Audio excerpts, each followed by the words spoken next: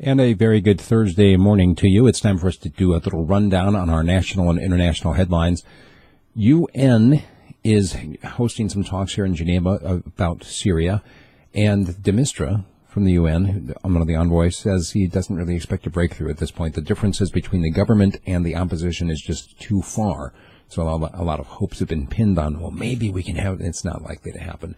Also, some developments in Standing Rock with that whole protest still going on. Police have now surrounded the camps in the push to evict the remaining activists.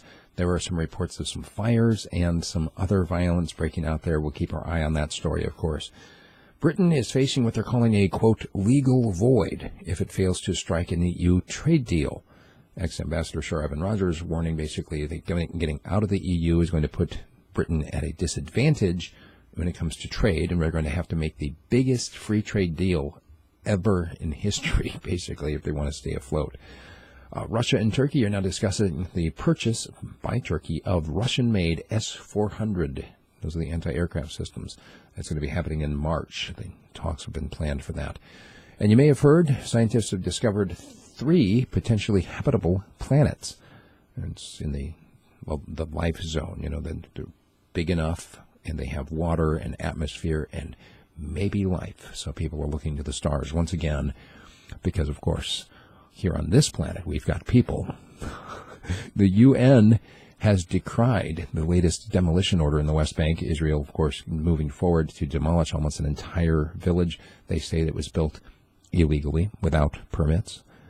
The new head of the EPA, Scott Pruitt, some emails have been released about him revealing very close ties with fossil fuel interests, something that has a lot of people raising eyebrows when it comes to here's the guy with the EPA. Actually, when he was the Attorney General in Oklahoma, was cooperating with these oil companies to try to oppose some of the EPA rules so that they can get more oil out of the ground.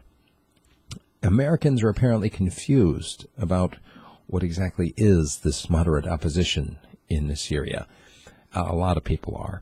And part of the issue here, of course, is that the Americans have been funding the so-called moderate opposition, sending them weapons and paying for training. And now there's some legitimate concern that these weapons are falling into the hands of extremists.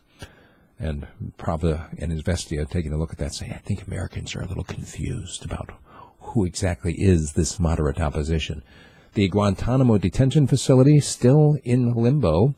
As you recall, Obama failed to close it, and I believe there are 41 inmates still there.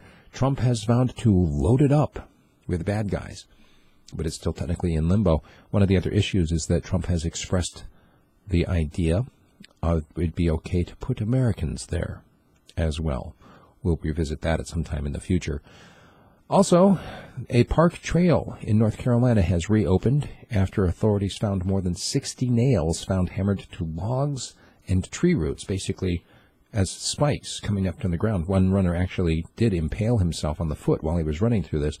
Apparently, these 60 nails or more were purposefully put out there to injure visitors. They think they got them all. They reopened the trails, and that's going to be the subject of my commentary today. Check that out. And if you like what I'm doing, please consider becoming a sponsor either by buying a direct subscription at radiofreespeech.com or by joining my Patreon team. Thank you very much. Talk to you soon.